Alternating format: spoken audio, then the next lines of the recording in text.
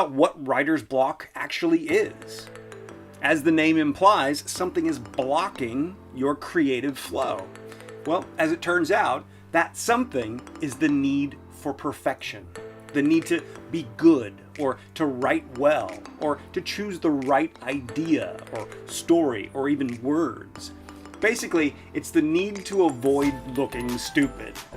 So to remove the block, simply remove that need for perfection. Here's how. First, open your file or whatever you're going to write in. Think about what you wish you could write if you weren't blocked. Set a timer for 3 minutes. Give yourself permission to write garbage, and then go. Write as much as you can in 3 minutes.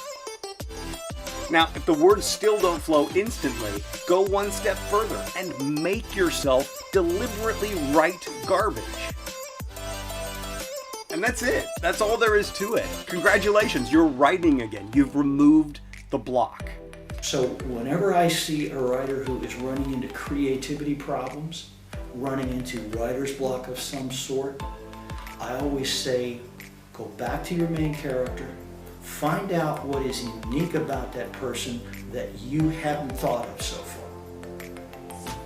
And find out what is unique about that character that you are passionate about. Why do you want to tell this person's story?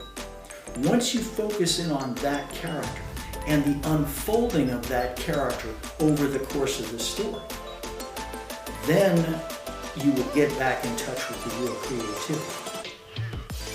And I find almost every time that will break the writer's block and break it very quickly. Everywhere I teach, budding writers admit that procrastination threatens to kill their dream. When I tell them they're talking to the king of procrastinators, their looks alone call me a liar. But it's true. Most writers are masters at putting off writing. I could regale you for half a day with the meaningless rituals I perform before I can start. But I overcame procrastination the way I overcame fear. I've embraced it. After years of losing sleep over it and resolving to beat it, procrastination still plagued me. Finally, I came to see it not only as inevitable, but also as a necessary part of the process. So I not only embrace it, but I also schedule it right into my calendar. When I do get back to my keyboard, I find that my subconscious has been working on my story, and I'm often surprised at what I produce. By accepting and accommodating procrastination, I can both indulge in it and make my deadlines. Here's how. I determine how many pages I need to write per day to make my deadline, whether self-imposed or publisher-imposed. I also insert right into my calendar occasional procrastination or emergency non-writing days. Now that said, I can't always accurately predict how many such days I need, which means I sometimes have to go back in and increase the number of pages I need to write per day to still hit my deadline. But here's the key. I keep my deadline sacred by never letting my pages per day figure get out of hand. It's one thing to go from 5 or 6 pages a day to 7 or 8. But if I procrastinate to where now I have to finish 2 or 3 times that number of pages per day to make my deadline, that's beyond my capacity.